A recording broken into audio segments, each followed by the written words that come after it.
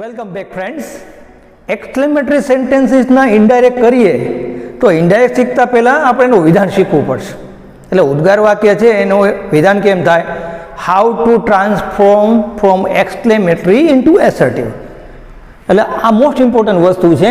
તો પહેલાં આપણે જોઈએ ટ્રાન્સફોર્મેશન એટલે બદલાવવું, એકમાંથી બીજામાં પરિવર્તન કરવું, બદલવું.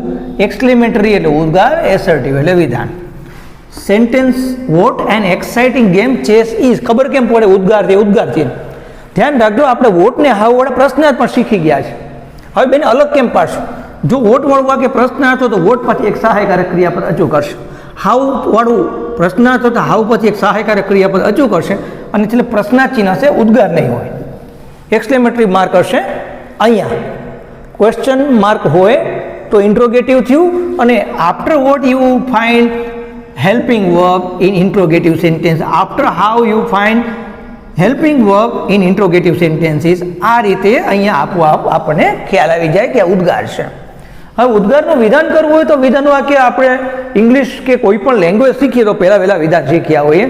તો વિધાન વાક્યની શરૂઆત કેમ કરી મિત્રો? તો વિધાન વાક્યની શરૂઆતમાં સૌથી પહેલાં આપણે કર્તા મૂકીએ છીએ.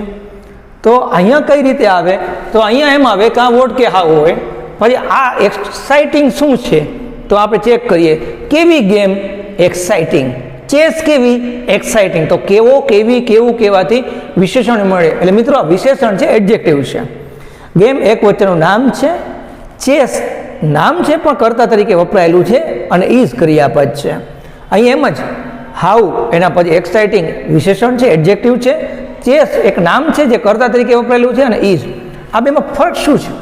પહેલો ફેર આ વોટથી શરૂ થયું, આ હાઉથી. એના સિવાય શું ફેર છે? તો અહીંયા આર્ટિકલ આપેલું છે, અહીંયા આર્ટિકલ નથી. અને અહીંયા કર્તા સિવાયનું એક નામ આપેલું છે જે અહીંયા હાઉવાળા વાક્યમાં નથી હોતું. હાઉ અને વોટવાળા વાક્યમાં મૂળભૂત શું ફેરફાર હોય? વોટવાળું વાક્ય વોટથી શરૂ થાય, હાઉવાળા વાક્ય હાઉથી શરૂ થાય. એના સિવાય વોટવાળા વાક્યમાં કર્તા સિવાય એક વચનનું નામ આપેલું હશે. કર્તા સિવાયનું એક વચન નામ જો હોય તો એના માટે આર્ટિકલ મૂકેલું હશે.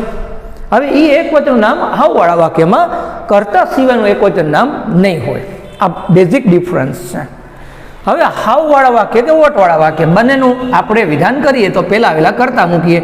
કર્તા ક્રિયાપદની ડાબી બાજુ હોય, ક્રિયાપદ છે એની ક્રિયાપદની ડાબી બાજુ કરતા હોય, કરતા પછી ક્રિયાપદ. એટલે કરતા ક્રિયાપદ છે ને એ સમજો અમર જોડી છે ભેગા જોઈએ, કરતા પછી ક્રિયાપદ હોય હંમેશા.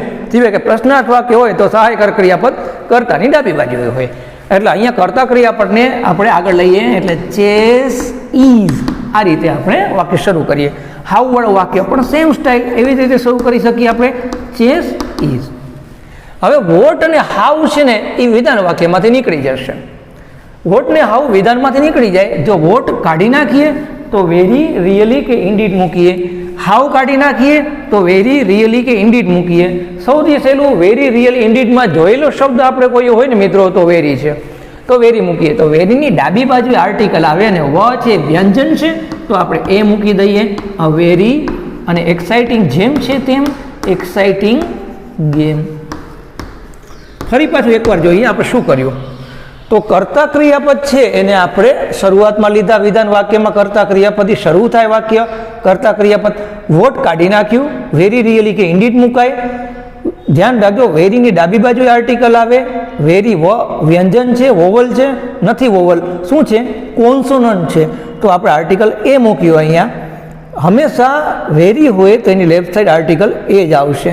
એક્સાઇટિંગ જેમ છે તેમ ગેમ. કોઈ કેમ થાય સર અહીંયા એન કેમ છે? એક્સાઇટિંગ છે એ વોવલથી શરૂ થાય, એ સ્વર છે, વોવલ છે તો આર્ટિકલ એન મૂકેલું છે. હવે આના સિવાયના જવાબ અહીંયા હોઈ શકે, 100% આવી શકે. અહીંયા તમે આમ પણ લખી શકો, ચેસ ઇઝ રિયલી. અને રિયલીની જમણી બાજુ આર્ટિકલ આવે તો એન જેમ છે તેમ રહેશે. આર્ટિકલ અહીંયા એક્સાઇટિંગ ગેમ. હવે તમને એમ થાય કે સર આપણે આ બધા પ્રકાર કરવાની જરૂર ખરી? નહીં, તમને જે સરળ લાગે એ કરો. જો વેરી મૂકો તો યાદ રાખવાનું વેરી ડાબી બાજુ એ જ આવશે. તો રિયલીની જમણી બાજુ આર્ટિકલ આવે, કયું આવે? જો જે વાક્યમાં હોય એ મૂકી દેવાનું. દાખલા તરીકે what a beautiful game chess is એવું હોત તો અહીંયા chess is a very beautiful game અને chess is really a beautiful game એમાં હોત. રિયલી હોય તો એના જમણી બાજુ આર્ટિકલ આવે. આના જેવું ને જેવું ઇન્ડીડ આવે. જો ચેસ ઇઝ રિયલી બદલે ઇન્ડીડ એન એક્સાઇટિંગ ગેમ આવું પણ લખી શકીએ. આપણે મૂળભૂત રીતે વિધાન કેમ થાય સમજવાનું છે. જો તમને વોટવાળા વાક્યનું વેરીથી વિધાન કરતું ભાવે તો વેરીથી કરો, રિયલી કે ઇન્ડીડથી ભાવે તો રિયલ ઇન્ડીડ કરો. ફર્ક શું છે? વેરીની ડાબી બાજુએ આર્ટિકલ એ જ આવે. જ્યારે રિયલી ઇન્ડીડ મૂકો તો રિયલી કે ઇન્ડીડની જમણી બાજુ હોય. વાક્યમાં જે આર્ટિકલ હશે એને આપણે એમને પાછું મૂકીશું. જો વાક્યમાં એ હશે તો એ મૂકીશું રિયલીની જમણી બાજુ, અને એન હશે તો એન મૂકીશું. હાઉવાળા વાક્યમાં તમને આર્ટિકલ હશે જ નહીં, એટલે વેરીથી કરો, રિયલીથી કરો કે ઇન્ડીડથી કાંઈ ફેર નથી પડતો. Chess is very exciting. Game શબ્દ અહીંયા હોતો નથી. તો અહીંયા તમે બીજી રીતે કરીએ આપણે તો અહીંયા આપણે વેરી મૂક્યું, રિયલી મૂક્યું, અહીંયા ઇન્ડીડ મૂકીને આપણે જોઈએ તો ચેસ ઇઝ ઇન્ડીડ એક્સાઇટિંગ. અહીંયા હું તમને જ્યાં વેરી આવ્યું ત્યાં ઇન્ડીડ કોઈ ફરક નથી પડતો. આર્ટિકલવાળા વાક્યમાં શું ફેર પડે? વેરીની ડાબી બાજુ આર્ટિકલ આવે અને એ જ આવે. જ્યારે રિયલીની જમણી બાજુ આર્ટિકલ આવે જે વાક્યમાં હોય તે જ આર્ટિકલ પાછું આવશે. આ ફરક પડે છે, આટલો ફરક પડે છે. જ્યારે અહીંયા તમે વેરી મૂકો, ઇન્ડીડ મૂકો કે રિયલી મૂકો કાંઈ ફેર નથી પડતો આર્ટિકલ વગરના વાક્યોમાં, હાઉવાળા વાક્યમાં. જેમ કે chess is very exciting, chess is indeed exciting, chess is really exciting, બધું એક જ સરખું થાય છે. હવે મિત્રો આ સમજવા માટે આપણે બે વાક્યો જોયા, પણ હવેના જે વાક્યો છે ખાસ કરીને સેન્ટેન્સ નંબર 3 અને 4 હમણાં હું તમને સમજાવું છું.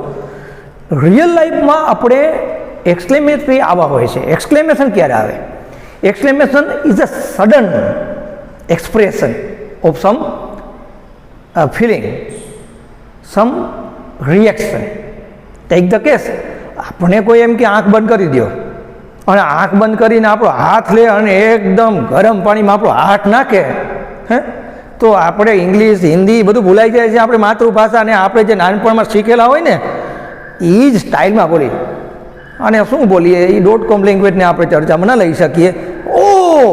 ઓય માળી આવું કંઈક બોલશે, મરી ગયો, ઓય માં આવું કાંઈ બોલીએ. આ રિયલ એક્સક્લેમેશન છે મિત્રો. એક્સક્લેમેશન છે ને આમ તો ક્યાં શીખવાડવાનું ના હોય, કુદરતી રીતે આપણને અચાનક પ્રગટ થતી લાગણી દર્શાવવા માટે વપરાતા હોય છે. વ્યક્તિએ ફેર પડે તો કેવા હોય? જેમ કે તમે ક્રિકેટ મેચ જોતા હો, IPL જોવો કે કોઈ પણ, તો ક્યારેક એવા સંજોગો હોય ને એક જબરજસ્ત કેચ કોકે પકડ્યો હોય જેની કલ્પના કોઈ ન કરી હોય, તો કોમેન્ટેટર બોલે વોટ આ કેચ, વોટ આ કેચ. આ વોટ આ કેચ છે ને આટલું જ આવે, આગળ પાછળ કંઈ આવે નહીં. હવે આને આ ડાયરેક્ટ સ્પીચ એટલે કોઈ કોમેન્ટેટર સીધો જ બોલી જાય છે. હવે ઇનડાયરેક્ટ એટલે હું અત્યારે લખીશ જે તમે વાંચીને ટૂંકમાં લેખિત સ્વરૂપમાં સમજો છો, તો વોટ આ કેચ એનાથી આઈડિયા નહીં આવે. આને આપણે વિધાન સ્વરૂપમાં ફેરવવું પડશે, એટલે કર્તા ક્રિયાપદ આવા પદક્રમ મૂકવા પડશે. આમાં કર્તા ક્રિયાપદ છે નથી મિત્રો. જો ના હોય તો આપણે બુદ્ધિ વાપરશું. કેચ છે એને આપણે શું કરીશું? પુલ્લિંગ કહેશું, સ્ત્રીલિંગ કહેશું, નિર્જીવ કહેશું, શું કહેશું? તો કેચને આપણે નિર્જીવ કહીએ. તો કેચ માટેનું કર્તા શું મૂકી મિત્રો? તો કેચ માટે આપણે કર્તા મૂકીએ ઇટ. એના માટે એક સહાયકારક ક્રિયાપદ ઇટ સાથે ટુ બીન રૂપ શું મૂકીએ? ઇઝ. આ કર્તા ક્રિયાપદ કેચ માટે આપણે અહીંયા મૂકેલા છે. આ આપણી જાતે મૂકવાના અહીંયા નથી. પછી it is a very catch એવું ના કહેવાય, કેવું લાગે? નહીં મજા આવે. કેવો કેચ પકડ્યો? અરે જોરદાર કેચ પકડ્યો, અરે સારો કેચ પકડ્યો. તો it is a very good catch. ઘણા બધા શબ્દો આવી શકે, પણ સારું હોય તો ગુડ, ખરાબ હોય તો બેડ. એ સૌથી સહેલું પડશે. તમને નથી ખબર પડતી તો સારું હોય તો ગુડ, ખરાબ હોય તો બેડ. સ્પેલિંગમાં કંઈ માથા ગુડની, ગુડનો સ્પેલિંગ આવડે, બેડનો BAD બહુ સારું સ્પેલિંગ. એવી રીતે હજી એક વાક્ય છે હાઉ હેન્ડસમ. આમ કોઈ વ્યક્તિ જાતો હોય અને કોકના મોઢામાંથી ઉદ્ગાર નીકળી જાય હાઉ હેન્ડસમ. હવે આ કોના માટે નીકળે? કોણ પસાર થતું હોય? કરીના, કેટરીના, મૂર્ખાઈ કહેવાય. જો એના માટે હેન્ડસમ કહો ને તો લોકો હસશે તમારી ઉપર. તો અહીંયા હાઉ હેન્ડસમ ન હોય, હાઉ બ્યુટીફુલ. હાઉ હેન્ડસમ કોના માટે ઉદ્ગાર નીકળશે? કઈ વ્યક્તિને જોઈને થાય? તો રણબીર છે, ઋત્વિક છે, આવા લોકો માટે. તો અહીંયા કરતા આપણે શું મૂકી શકીએ મિત્રો? પુલિંગ માટે હેન્ડસમ આવે, સ્ત્રીલિંગ માટે બ્યુટીફુલ આવે. આપણી જાતે મૂકો નહીં, ક્રિયાપદ પણ મૂકી દઈએ એ રીતે. ઇઝ, હવે હાઉ કે વોટ કાઢીને વેરી, આ હેન્ડસમ પોતે એડજેક્ટિવ છે એટલે વેરી પછી handsome. He is really handsome એમ પણ કહી શકાય, હી ઇઝ ઇન્ડીડ હેન્ડસમ પણ કહી શકાય, આ રીતે. હવે આ જે 4 વાક્યો મિત્રો આપણે જોયા ને અત્યારે બોર્ડ ઉપર જે છે એ આપણે ઇનડાયરેક્ટ સ્પીચની અંદર ઉદ્ગારના વિધાન કરીને ઇનડાયરેક્ટ કરવામાં કામ આવશે. પણ આપણે ઇંગ્લિશમાં એક બીજો ટોપિક છે જેને આપણે ટ્રાન્સફોર્મેશન કહીએ છીએ, આઈડેન્ટિફાઈ ફંક્શન કહીએ છીએ, ફંક્શન ટૂંકમાં. આ ફંક્શનની અંદર એક્સક્લેમેટરી બધા પ્રકાર હોઈ શકે. હાઉ કે વોટવાળા જ હોય એવું કોણે કીધું? દરેક પ્રકાર હોઈ શકે. હવે જો આટલી મહેનત કરી તો થોડીક વધારે મહેનતથી આપણે કરી શકશું. પણ મિત્રો ધ્યાન રાખજો, સેન્ટેન્સ નંબર 5 અને 6 છે ને એ ઇનડાયરેક્ટમાં આવવાની સંભાવના ખૂબ ઓછી હશે. 1 to 4 છે ને આની ઇનડાયરેક્ટ સ્પીચમાં સંભાવના વધારે હશે. પણ 5, 6 આપણે જોઈ લઈએ જેથી આપણે એક ફંક્શનની અંદર જે એક્સક્લેમેટરી એસર્ટિવ છે ને એ આપણે પછી વિશેષ એમાં મહેનત કરવાની જરૂર નહીં પડે, આની મદદથી સરળતાથી કરી જશું. તો એવું એક વાક્ય છે, અલાસ હી is no more. અલાસ he is no મોર. અલાસ છે ને એ અફસોસ પ્રગટ કરતો શબ્દ છે. અલાસ, અરે રે, અફસોસ એવો મતલબ થાય એનું ગુજરાતીમાં. યાદ ન રહેતું હોય ને તો ફની રીતે યાદ રાખી શકે. લાશ, લાશ જોઈને શું થાય? ખુશી થાય. લાશ જોઈને ડર લાગશે, બીક લાગશે, દુઃખ થશે, દુઃખ. બરાબર. તો અલાસ, અલાસ, અરે રે, અફસોસજનક, દુઃખદ. તો આપણે અલાસને દૂર કરીએ અને અલાસની જગ્યાએ it is very sad that આવું મૂકી દઈએ. It is very sad that he is no more. અથવા ઇટ ઇઝ સેડ ધેટ એમ પણ લખી શકાય. નો મોર એટલે મૃત્યુ માટેનો શબ્દ છે મિત્રો. નો મોર મૃત્યુ માટે. ઓ આઈ હેડ વિંગ્સ એવું કોઈ વાક્ય કે તો આ શું છે ખબર? અરે મારી પાસે પાંખો હોય તો. ન વિઝાની ઝંઝટ, ન પાસપોર્ટની મગજમારી, ન આપણે એરલાઇન્સના કંઈ ટિકિટના કંઈ લેવી કે કંઈ પૈસા ચૂકવવા, મરજી પડે ત્યાં જાય.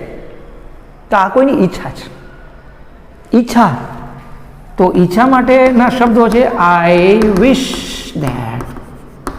કેની જગ્યાએ મૂક્યું આપણે? કોઈ જગ્યાએ. કોઈક સંજોગોમાં ધેટ આપેલું હોય તો પછી કંઈ આપણી જાતે ધેટ મૂકવાની જરૂર નહીં પડે. ઓ આઈ હેડ વિંગ્સ, તો આઈ વિશ ધેટ આઈ હેડ વિંગ્સ, એમને આ રીતે આપણે લખી શકીએ. આટલી રીતે આપણે મોટા ભાગે ઉદ્ગાર વાક્યો હોય છે જેના આપણે વિધાન કરીએ છીએ. Welcome back friends. હવે ઉદ્ગાર વાક્ય છે એનું ઇનડાયરેક્ટ કેમ કરીએ એની ચર્ચા જોઈએ. તો ઉદ્ગાર વાક્યમાં સૌથી પહેલાં તો રિપોર્ટિંગ વર્બ ને સંયોજક છે બદલાઈ જશે. આપણે વિધાન વાક્યમાં રિપોર્ટિંગ વર્બ ટોલ્ડ મૂકતા હતા, સંયોજક ધેટ મૂકતા હતા. પ્રશ્નાર્થ વાક્યમાં રિપોર્ટિંગ વર્બ આસ્ક મૂકતા હતા. કન્જંક્શન સંયોજક WH, હાઉ કે ઇફ કે વેધર મૂકતા હતા. પછી એના પછી આપણે આજ્ઞાર્થ વાક્ય જોયા તો એમાં રિપોર્ટિંગ વર્બ તરીકે સજેસ્ટેડ, ઓર્ડર, રિક્વેસ્ટેડ, ઇન્સ્ટ્રક્ટેડ, એડવાઇસ આવા બધા મૂકતા હતા. ત્યારે સંયોજક ટુ કે નોટ ટુ મૂકતા હતા. હવે અહીંયા જોઈએ, અહીંયા શું કરશું? તો આ સ્પેલિંગ છે ને એ તમને મદદ કરશે. એક્સક્લેમેટરી મિત્રો, આ સ્પેલિંગ ભાગો કરી લેવો. આ સ્પેલિંગમાંથી મેં અહીંયા સુધી ઉઠાવેલું છે. એક્સક્લેમ આ એનું ક્રિયાપદ થાય. એક્સક્લેમ, એક્સક્લેમેટરી જે એડજેક્ટિવ છે, એક્સક્લેમ એનું વર્બ છે. હવે આપણે અહીંયા પાસ્ટ ટેન્સમાં મોટા ભાગે વાત કરતા હોઈએ છીએ તો અહીં એક્સક્લેમની પાછળ પાસ્ટ ટેન્સ કરવા માટે એક્સક્લેમ મૂક્યું છે. આ એક્સક્લેમ વિથ આ બધામાં કોમન છે, જોઈ લેજો. Exclaim with, exclaim with, exclaim with, exclaim with, exclaim with, exclaim with, આ કોમન છે. હવે જેવો ભાવ પ્રગટ થતો હશે ને મિત્રો એવા શબ્દો અહીંયા મેં તમને આપેલા છે. જે પ્રકારનો ભાવ પ્રગટ થતો હોય એવા શબ્દો આપેલા છે. હવે ફરી પાછી એ જ વાત આવી કે સર આ બધી વસ્તુ બરોબર છે પણ ઇંગ્લિશમાં અમને શું ખબર પડે કયો ભાવ પ્રગટ થાય? ઓકે, તમે ઉદ્ગારથી તો બધાને વાંચતા આવડશે. હવે ઉદ્ગાર ક્યારે બતાવીએ? જ્યારે નવાઈ લાગે છે, આશ્ચર્ય. એટલે જ્યારે નવાઈ કે આશ્ચર્ય હોય એટલે સરપ્રાઈઝ. હવે કદાચ તમને કન્ફ્યુઝન હોય, તમને ખબર નથી પડતી કયો ભાવ પ્રગટ થયો, તો એક્સક્લેમ વિથ સરપ્રાઈઝ મોટા ભાગે ચાલશે. તો તમને નહીં સર એટલું તમને ઇંગ્લિશ આવડે ને, તો જો આનંદનો ભાવ પ્રગટ થયો એવું ખ્યાલ આવે તો એક્સક્લેમ વિથ જોઈ લખાય. દુઃખનો ભાવ હોય તો એક્સક્લેમ વિથ સોરો લખાય. પછી અણગમો હોય તો ડિસલાઇક લખાય. પછી વખાણ હોય તો પ્રેઝ લખાય, અને ગુસ્સો હોય તો એંગર લખાય. હવે મિત્રો આ જ રીતે લખાય એવું નથી. તમે એક્સક્લેમ સરપ્રાઇઝિંગલી આવું પણ લખી શકો છો, એક્સક્લેમ જોયફુલી આવું પણ લખી શકો છો. પણ જોયફુલીના સ્પેલિંગમાં JOYFULLY આવે. એમાં કેટલાય બધા વિદ્યાર્થીઓ શું કરે, ડબલ એલની બદલે સિંગલ એલ મૂકે, એટલે મેં સ્પેલિંગ તમને નથી આપ્યો. સામાન્ય રીતે બોર્ડની એક્ઝામની અંદર સ્ટુડન્ટની જે ભૂલ દેખાતી હોય છે એ ભૂલના અનુસંધાને મેં તમને આ મેથડ આપી છે કે જેમાં ભૂલ થવાની સંભાવનાઓ તમને ઓછી લાગે. એવું નથી એક્સક્લેમ વિથ જોયફુલી ખોટું છે, એ પણ સાચું જ છે. એવી રીતે એક્સક્લેમ વિથ સોરોફુલી પણ સાચું છે, એક્સક્લેમ વિથ સોરો સાચું છે. એક્સક્લેમ વિથ ડિસલાઇકની બદલે ડિસગસ્ટ, ઘણી બધી પબ્લિકેશનની બુકમાં આવું લખેલું હોય છે, ડિસગસ્ટ. આ વિદ્યાર્થીઓ ડિસગસ્ટ એટલે ઘૃણા. હવે ઘૃણા શું છે એ ગુજરાતીમાં જ નથી સમજાતું. તો બેટર છે કે આપણે જે સમજાય છે ને, આપણે મૂળભૂત તો શું છે, ગ્રામર શીખવું, ઇંગ્લિશનું એ જરૂરી છે. એમાં કન્ફ્યુઝન પેદા કરતા શબ્દોને દૂર કરીએ. ગમે તો લાઈક, ન ગમે તો ડિસલાઈક. એટલે મેં તમને અહીંયા ડિસલાઈક અને ઘૃણાની બદલે અણગમો શબ્દ એવું આપ્યું ગુજરાતી. બાકી એક્સક્લેમ વિથ ડિસગસ્ટ ઘૃણાસ્પદ બાબત એ સાચું જ છે, બિલકુલ સાચું છે. પછી એક્સક્લેમ વિથ પ્રેઝ, આ પ્રેઝની બદલે એપ્રિશિએશન, એક્સક્લેમ એપ્રિશિએટલી આવું પણ આવે છે. પણ સ્પેલિંગમાં વિદ્યાર્થીઓ ભૂલ કરતા હોય છે. આ સ્પેલિંગ ટૂંકો છે, આવડી જાય એવો છે. એવી રીતે એક્સક્લેમ એંગ્રીલી પણ સાચું, એક્સક્લેમ વિથ એંગર એ સાચું. મિત્રો ઇનડાયરેક્ટ સ્પીચમાં એકથી વધારે જવાબો સાચા હોઈ શકે છે. હું તમને સરળ રીતે કેમ થાય ને એના પ્રયત્નના સ્વરૂપમાં તમને ભણાવું છું. આપણે એના ઉપર ધ્યાન આપીએ, કારણ કે ગ્રામર સમજી અને સાચું કરીએ ને એ જ આપણો મૂળભૂત હેતુ છે. એકદમ ફ્લાઇટ શોટ મારે ને બાઉન્ડ્રીની સેજ અંદર જાય અને પછી બાઉન્ડ્રીની બહાર બોલ જતો રહે તો એમાં 4 રન મળે. અને ગ્રાઉન્ડ સ્ટ્રોક મારેલો હોય, બોલ એકદમ જમીનને અડીને બાઉન્ડ્રીની બહાર જાય તો 4 રન જ મળે છે. પણ જે એકદમ લોફ્ટેડ મારેલો હોય ને, બાઉન્ડ્રીની સેજ બાજુમાં પડીને બહાર જાય ને, એમાં કોઈ ફિલ્ડર ઊભો હોય ને તો મિત્રો કેચ પકડાઈ જાય, આપણે આઉટ થઈ જાય. એટલે અઘરી રીતે કામ કરવું એ કાંઈ જરૂરી નથી, સમજાઈ જવું જોઈએ, આ જરૂરી છે. એટલે આપણે સરળતાથી સમજાય ને આને મૂળભૂત હેતુથી અહીંયા આપણે સમજાવવાનો પ્રયત્ન કરીએ છીએ. હવે આમાં કન્જંક્શન શું આવશે મિત્રો? તો ધેટ આવશે. કન્જંક્શન ક્યાં બદલાય છે? તો કન્જંક્શન એક તો તમે પ્રશ્નાર્થ વાક્ય તો WH હાઉ અથવા તો ઇફ મૂકો છો. પછી આજ્ઞાર્થ વાક્ય છે તો તમે જ્યારે ક્રિયાપદ શરૂ થાય ટુ થી જોડો છો. હા, બાકી વિધાન વાક્યમાં સંયોજક ધેટ આવે છે, લેટસવાળામાં ધેટ આવે છે, ખાસ ધ્યાન રાખજો. અને આપણે જે એક્સક્લેમેટરી છે, ઉદ્ગાર છે, એમાં પણ આપણે સંયોજક ધેટ મૂકીએ છીએ. અહીં ઉદ્ગાર વાક્યનું વિધાન વાક્યમાં રૂપાંતર હમણાં જ આપણે ચર્ચામાં આ વસ્તુ લઈ લીધી હતી. ઉદ્ગારનું વિધાન કેમ થાય એની આપણે ચર્ચા કરી છે, ઉદાહરણ સહિત સમજેલા છીએ. હાવ કે વોટ દૂર કરી વેરી રિયલી ઇન્ડિડ કેમ મુકાય, ફરી પાછું આપણે ઉદાહરણના સ્વરૂપમાં પણ સમજી ગયા હતા. પછી આવા શબ્દો હોય ઓ, વાવ, અલાદ, હુરા, હિપી હુરે, આ ટાઈપમાં કેટલાક બીજાય તો એને દૂર કરવાના. વિધાન વાક્યમાં એનું અસ્તિત્વ નથી, એને દૂર કરી દઈશું. પછી અધૂરા હોય જે એક્સક્લેમેશન, એ અધૂરા વાક્યનું એ અસ્તિત્વ નથી. આપણે આખા વાક્યમાં પરિવર્તન કરીએ. આપણે જે ઘટતી બાબતો હોય, જેમ કે કર્તા ન હોય તો કર્તા લખીએ, ક્રિયાપદ ન હોય તો ક્રિયાપદ લખીએ. આખા વિધાન વાક્યનો પદક્રમ આવવો જોઈએ. ખાસ કરીને કર્તા ક્રિયાપદ ખૂટતા હોય તો આપણે અચૂક મૂકશું. કર્તા ક્રિયાપદ અથવા આપણે એડજેક્ટિવ ખૂટતું હોય, વિશેષણ, તો એ પણ હું મૂકશું. કારણ કે ઉદ્ગારનું વિધાન કરો, કર્તા ક્રિયાપદ અને વિશેષણ આટલું અચૂક આવવું જોઈએ. રિપીટ કરું છું, ઉદ્ગારનું વિધાન કરો, કર્તા ક્રિયાપદ અને વિશેષણ આ પદક્રમ હોવા જ જોઈએ. એના વગરના ઉદ્ગારના વિધાન ખોટા પડે. એટલે આપણે ધ્યાન રાખીશું.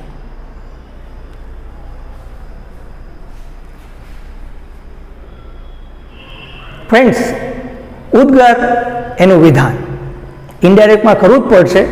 એના ઉપરાંત રિપોર્ટિંગ વર્બ, સંયોજક બદલાશે. તો આપણે ઇનડાયરેક્ટ સ્પીચમાં ઉદ્ગાર વાક્ય કઈ રીતે કરીએ જોઈએ એક પછી એક. પેલું વાક્ય છે Chintan said to his mother what a news this is. હવે સમાચાર હોય એની આપણે એડવાન્સમાં ખબર ના હોય, નહીં તો ન્યૂઝ ચેનલ બધી બંધ થઈ જાય, બધા ન્યૂઝપેપર બંધ થઈ જાય.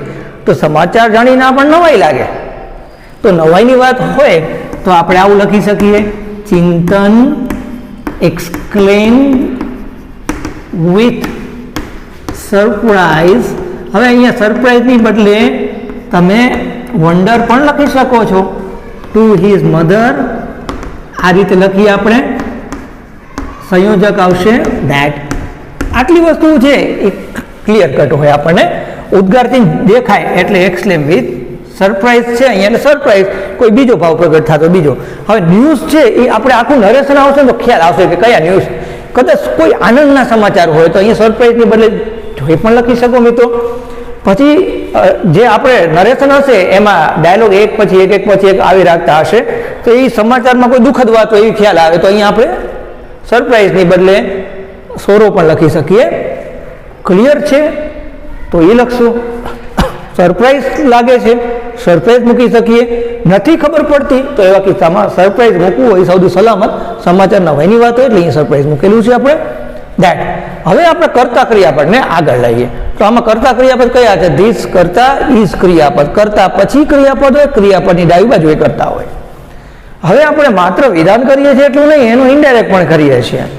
તો ધેટ પછી કરતા મૂકીએ તો ધીસ છે એનું ઇનડાયરેક્ટમાં ધીસનું શું થઈ જાય મિત્રો? ધેટ.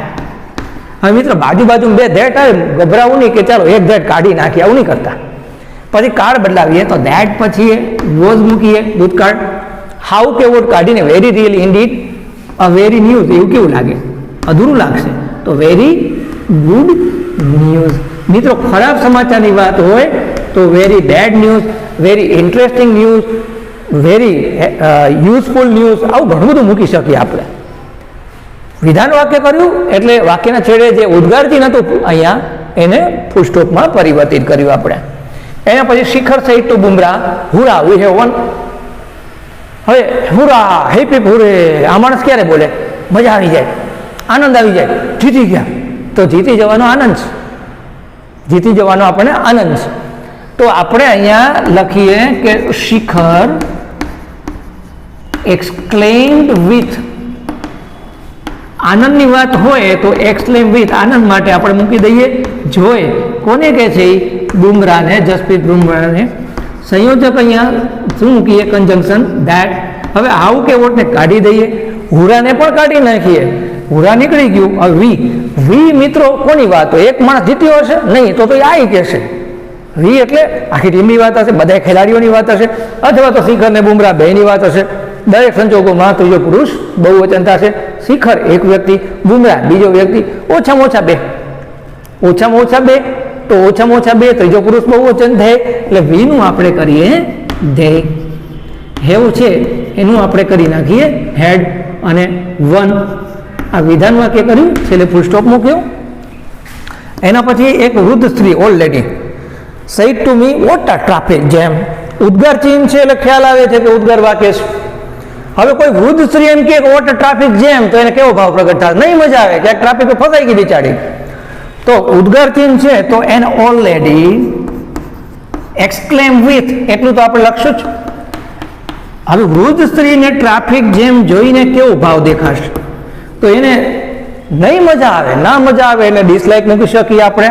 એટલે અહીંયા આપણે મૂકશું ડિસલાઇક. અહીંયા ડિસગસ્ટ પણ મૂકી શકીએ જો ફાવતું હોય તો. નહીં તો ડિસલાઇકનો સ્પેલિંગ સહેલો છે, ટુ મી. સાંભળનાર. સંયોજક શું મૂકી દઈએ છીએ આપણે મિત્રો? ધેટ. આ વોટ ટ્રાફિક જેમ કરતા ક્રિયાપદ વગરનું વાક્ય છે. આમાં કોઈ કરતા ક્રિયાપદ છે જ નહીં. જો કરતા ક્રિયાપદ ના હોય તો ટ્રાફિક જેમ માટે કરતા શું મૂકીએ? તો ટ્રાફિક જેમ માટે ઈટ મૂકી દઈએ, ક્રિયાપદ મૂકીએ ઈટ માટે વોઝ. આ બે વસ્તુ આપણી જાતે મૂકી છે નહીં, વાક્યમાં હાજર નથી, આપણી જાતે મૂકી. અધૂરા વાક્યને પૂરા કરવા પડે. It was a very traffic જેમ તો ના કહીએ મિત્રો. ટ્રાફિક જેમ શું મજા આવે એવી ક્રિયા વાત કહેવાય? નહીં. તો આ વેરી બેડ ટ્રાફિક જેમ એવું લખશું મિત્રો આપણે. વેરી બેડ ટ્રાફિક જેમ. જામ આપણે બોલીએ છીએ, રિયલ પ્રોનાઉન્સિએશન ઇઝ જેમ. બાકી તમે જામ, ટ્રાફિક જામ આવું ફાવી ગયું છે તો ઇંગ્લિશ, મોડર્ન ઇંગ્લિશમાં તમે ઇંગ્લિશ બોલતા શીખો ને એ જરૂરી છે. જેવી જેવી વસ્તુ છે એમાં આપણે ભૂલ છે, ભૂલ પડશે એવા ડરથી બોલવું જ નથી, એવું નહીં કરતા મિત્રો. પણ જ્યારે આપણે ખ્યાલ આવે કે આને જેમ કહેવાય તો ઉચ્ચારને સુધારીને જેમ કરશું. એના પછી the teacher said to Ajay, how foolish you are. હવે ફુલિશ એટલે કેવો ભાવ પ્રગટ થાય? કેવો મૂર્ખો છો? તો વખાણ કરે કોઈ કે બહુ સરસ મજાનો મૂર્ખ છો તો ભાઈ. તો શું કરશે? એને ગુસ્સો આવ્યો હશે, કોઈ મૂર્ખાઈ ભરી પ્રવૃત્તિ કરતો હશે ચાલુ ક્લાસમાં, તો ગુસ્સામાં ઉદ્ગાર નીકળી ગયો એનાથી. તો અહીંયા આપણે એવું લખી શકીએ, the teacher exclaimed with anger, અથવા ટીચર એક્સક્લેમ એંગ્રીલી એવું પણ લખી શકાય. એંગ્રીલી લખો તો ENGRILY, અહીંયા એંગર લખીએ. કોને કહે છે? અજયને કહે છે. સંયોજક ધેટ મૂકી દઈએ. કરતા ક્રિયાપદને આગળ લઈ યુ આર આગળ લઈ. યુ પેલું રૂપ છે, ક્રિયાપદ ડાબી બાજુ કરતા પેલું રૂપ છે, અજયનું પેલું રૂપ મૂકીએ તો અજય માટે હી, ભૂતકાળ કરીએ તો હી સાથે વોઝ આવે. ધ્યાન રાખજો, યુ માટે નથી મૂકવાનું, હી માટે હી વોઝ. હાવ કાઢીને વેરી મૂકી દઈએ, વેરી ફુલિશ. આ રીતે વાક્ય બન્યું છે ને ફૂલ સ્ટોપ આવશે.